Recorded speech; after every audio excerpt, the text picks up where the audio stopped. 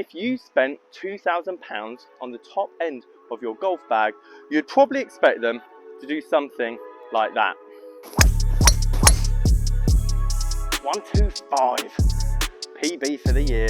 I not only have £1,000 golf club to try today, especially at the moment as the dollar is pretty much the same as the pound. Oh, thank God I didn't sky it. But I have £2,000 golf clubs, and it's not the heads which make these two so expensive. That was so tentative, it's unreal. Now, considering I have built this channel around the notion you can build a quality bag for the same price that this fairway shaft I have in my hands, it might seem somewhat contradictory to then be reviewing two clubs that are this expensive.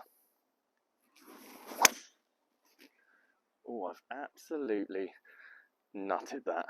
But let me explain why I think this shaft in particular, the thought process, the weight, the flex, the whippiness of it is a great thing for the future of our golf game.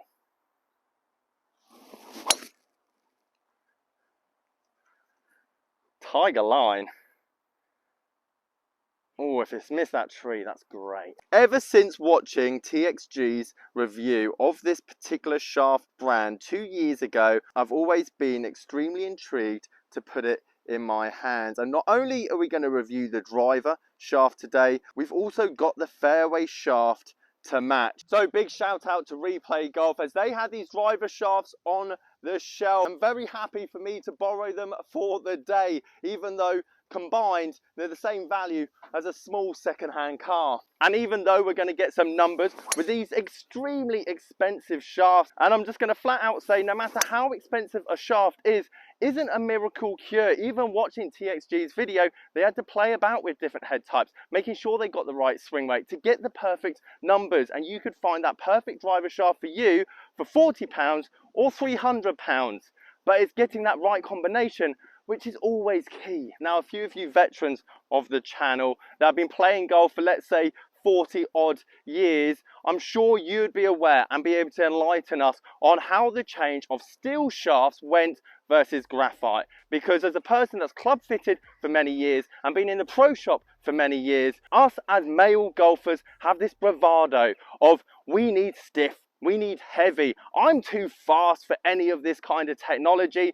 I need raw steel. Even though the graphite shaft was invented in around 1970, 1971 by James Flood, let's be honest, when did it really take good effect into the market? But here's why I love these shafts. The idea of these shafts is because they're light and whippy and goes against everything Dave says down the local pro shop. If you're a club fitter, you have banged your head against the wall many a times. When Dave walks in, he needs lighter, he needs a whippier shaft to get the ball actually in the air, but he won't use it because it's whippy. He needs stiff flex, he needs X stiff, and to be honest, I'm quite glad these shafts are super expensive, because if they were £100, £150, no one, and especially Dave, would even take them seriously.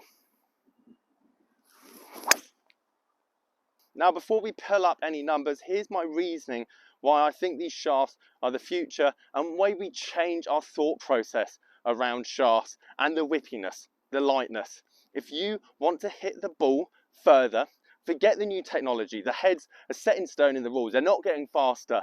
If you increase your club head speed and you maximize efficiency, the ball speed will increase. And with the right launch and the right spin, your ball will go further.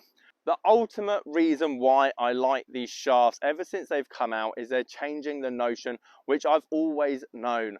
Lighter shafts equal more club head speed, and if you can control them and have the timing and tempo, as I see many people reviewing this club, after a few swings they know exactly what they're doing with that particular head, and because it's lighter they're swinging it faster. Now, you don't need a £700 shaft to do that.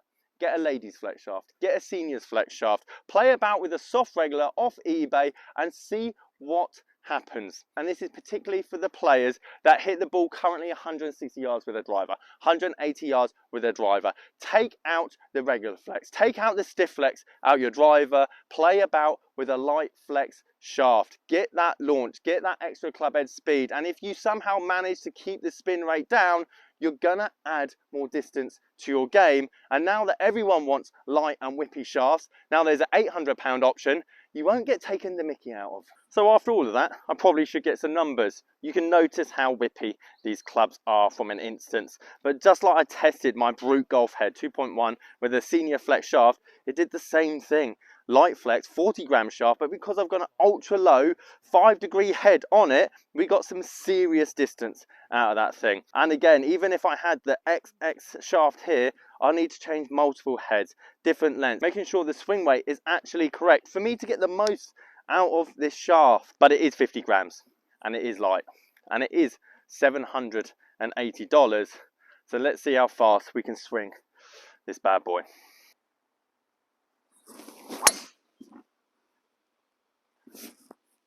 Well, it felt good. 120 out the gate. I did a lot of testing with the Stealth driver the other day and the M6. Most I maxed out was 121. And that's the first swing of the day, which is quite interesting. Not going to lie.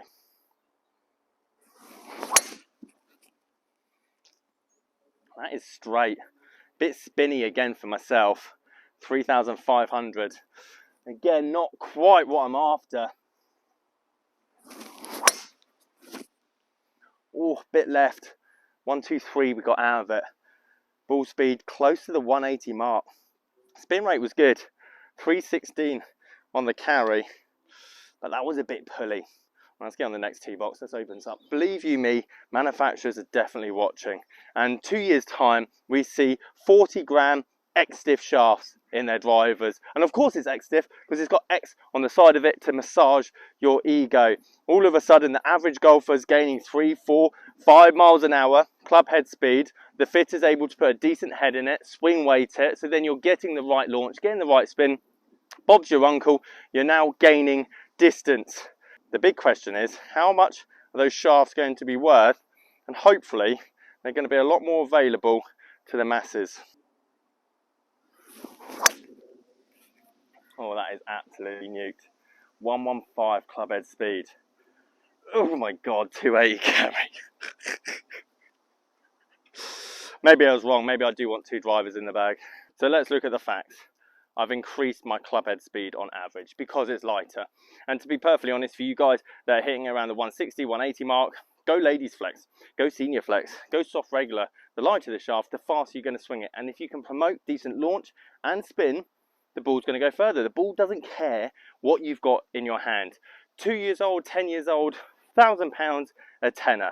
But for someone that swings it a bit faster, and to be honest, I've plug and played. I've put a random head in the shaft. I have seen an increase of club head speed, but ultimately not necessarily the same kind of launch and spin numbers as if I was to put a senior flex in this club, which I take my hat off to the guys at Autoflex. The one thing I would love to see, however, is that this kind of technology and shaft gets more widely accepted, as well as the cost obviously coming down.